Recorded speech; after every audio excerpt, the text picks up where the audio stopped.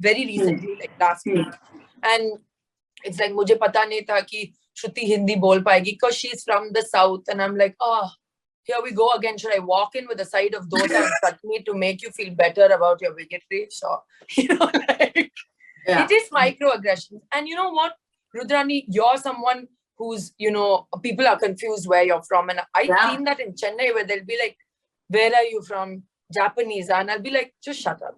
For me, the number one focus has been to be a more authentic woman daily for my own life. And it will naturally permeate into everything I do. That's what I feel. He says, तो आपको क्या लगता है? And I'll be like, so मुझे लगता है कि मैं ऐसा नहीं बोलती, but maybe another woman, no, I don't think so. What would a woman say? Change करें? हाँ, change करते. That's a step. That's a step in that framework. And I love being able to have these discussions. Also from the point of view of taking ownership of the character and me having a commitment to telling her story. So those things are changing. Definitely more women in positions of power. We have female writers on this show. I mean, it makes a difference. It makes a huge difference. Hello, everyone. I'm Rudrani and welcome to Speak Easy. My guest today is extremely talented and she always speaks her mind. Now, isn't that refreshing, especially for someone who's playing a writer? Originality is important. I'm talking about the talented Shruti Haasan. Hello, Shruti. What's up? Hello.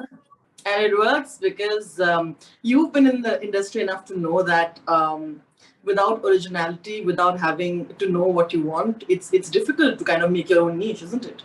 Yeah, definitely. I think it's about having a voice, and it doesn't have to be loud or abrasive, but just like listening to your inner voice and being able to translate that. And we've spoken about it many times. I felt like sometimes I was muted just a bit, and then now it's like a megaphone. But it's about your voice always.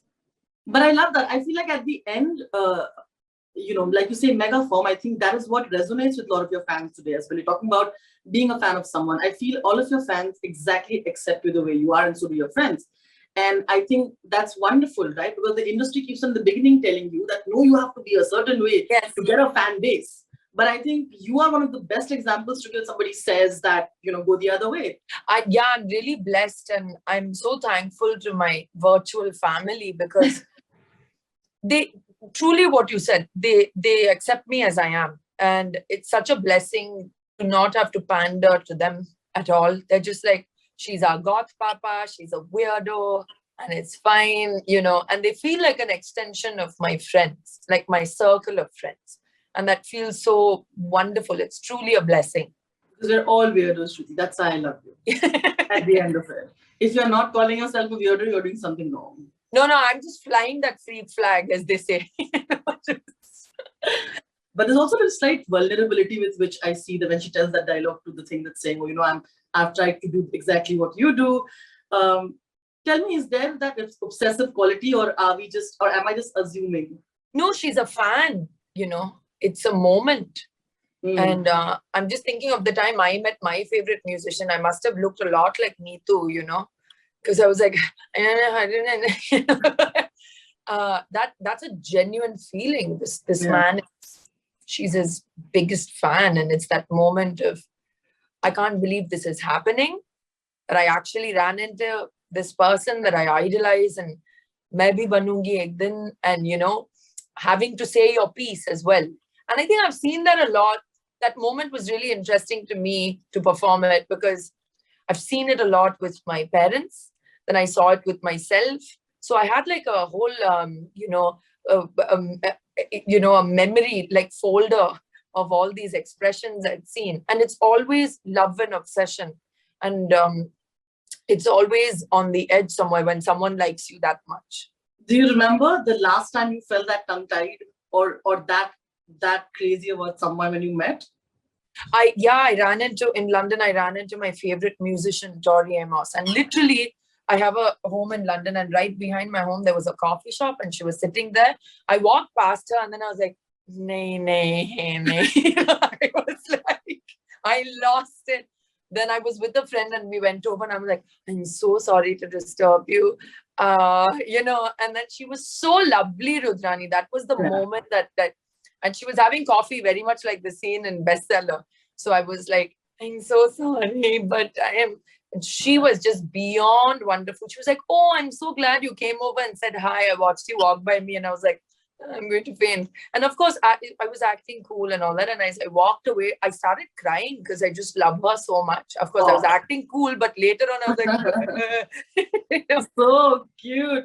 You know, it gets. I also think we know what kind of person is approaching us. Like, we know what they want from us. That becomes a part of our job, you know. Just like in the series, he knows, you know, okay, I know why she's talking to me. You know why. Except for the funny times in my life where someone's like, are you? And then they say another actor's name and I'm like, you know, but we know what kind of energy is coming towards us, you know. Like, I know when someone's coming to say, I like your movie, or coming to say, how is your dad? Like, I can tell from a mile away. Yeah, but you handle both pretty well. I mean, but it must be annoying as well. I think I genuinely don't find it annoying, and I'm quite an open person, so I'll tell them, "Aap dekh rahe ho ki main khana kha rahi hu." Nahi to, if like it happens a lot at the airport, and I'll be like, "Aap mera luggage uthao, main selfie deti hu," you know. So I like negotiate. You know?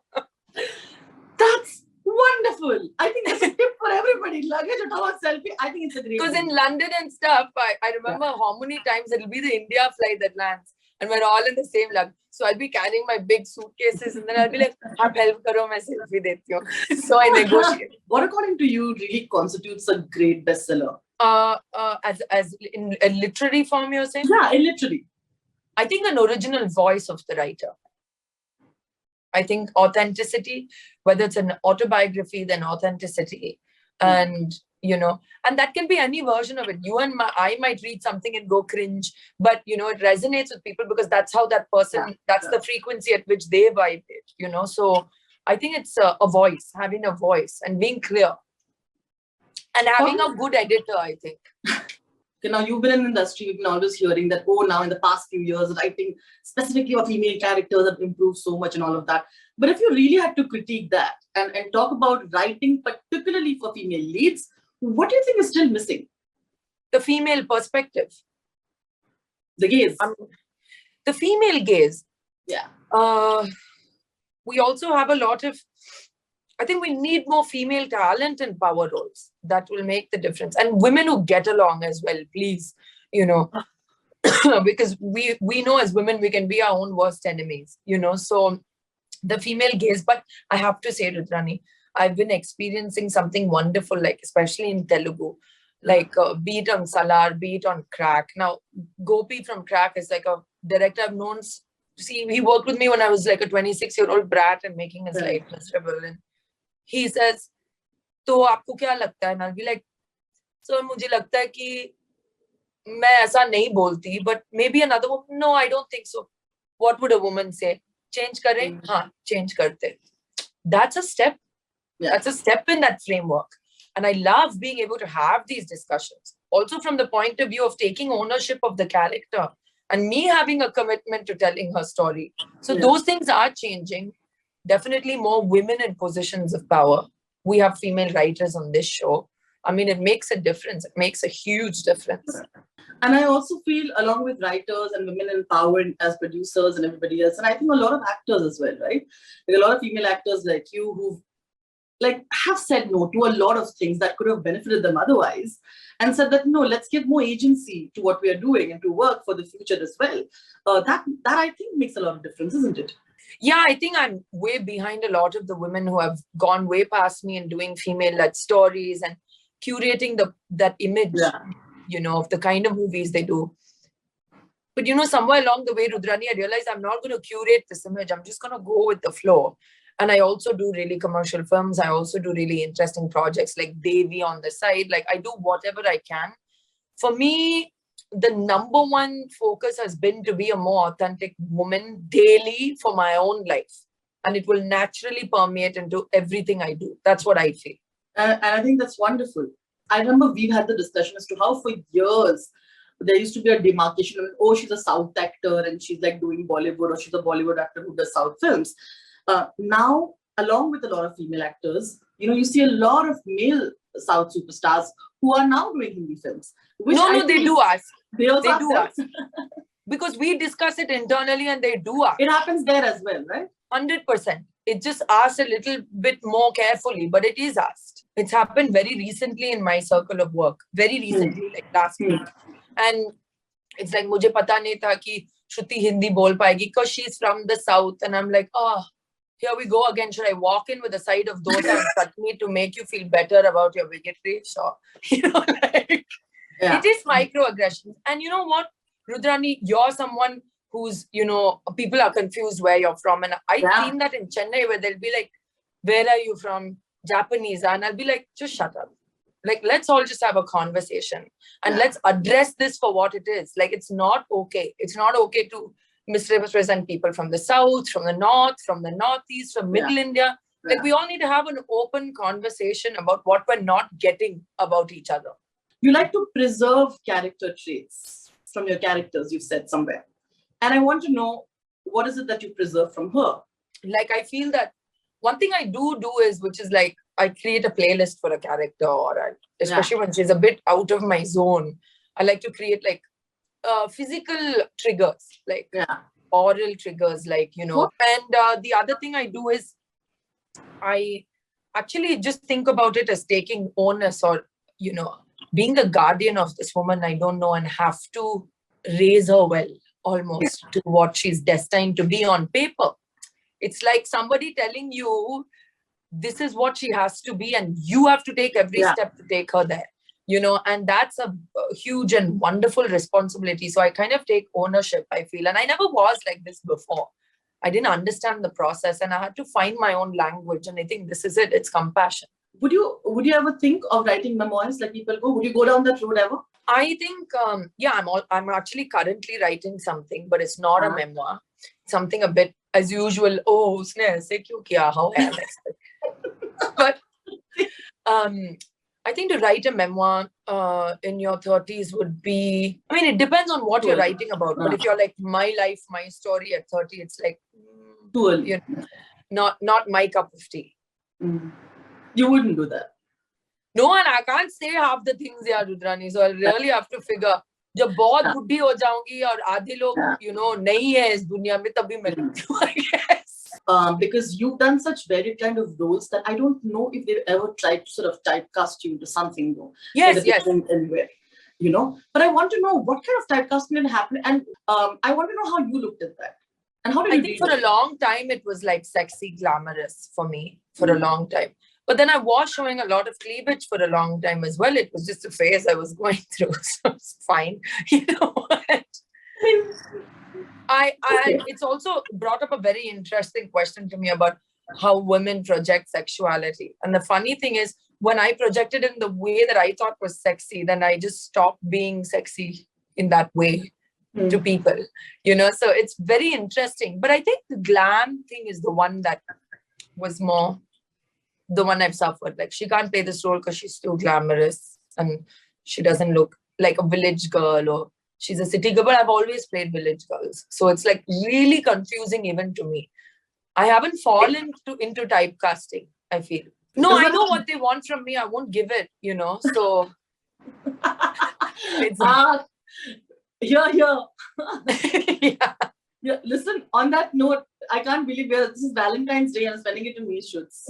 Like, yes, I am. It must be a very sad day for Shantanu. So no, you know me. Where will I celebrate Valentine's Day and all? Today I can imagine you with red flowers and nice red dress. Absolutely not. I know there's a lot of, people come and tell you that, oh, when's your next music album coming out or single coming out? Like, as if it's just like, oh, I want another. But for an artist who puts in everything and also tries to do something different, it's always really, really difficult. It's been a way more challenging journey than I anticipated.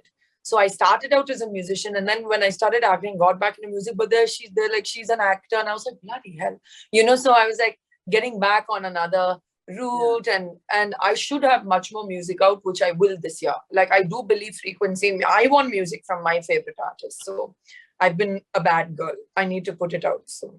Definitely, it's a responsibility as a musician, like to keep sharing your music. I try to. You came for a live gig. I keep doing stuff. Oh my God! Yeah. How amazing were you? Oh, like thank you. And Fusion, if people really think, oh my God, those tracks are amazing. Thank people you. Who haven't I think more comedies, but I'm getting back there. I love comedy, but like a really crazy, wacky comedy. But I'm getting there, which is good. And I think I've actually, since 3, haven't been offered a full-blown romance. Oh, really? No, not a full-blown romance. No. I think I just look unromantic. So That is untrue, and Shantanu will vouch for it in your own way, right? Thank you so much, Shruti. I'm looking forward thank you, to Bestseller. Ridhani. Thank you. And lots of love. And I Thank will you. chat with you soon. Bye. Okay, bye. Bye.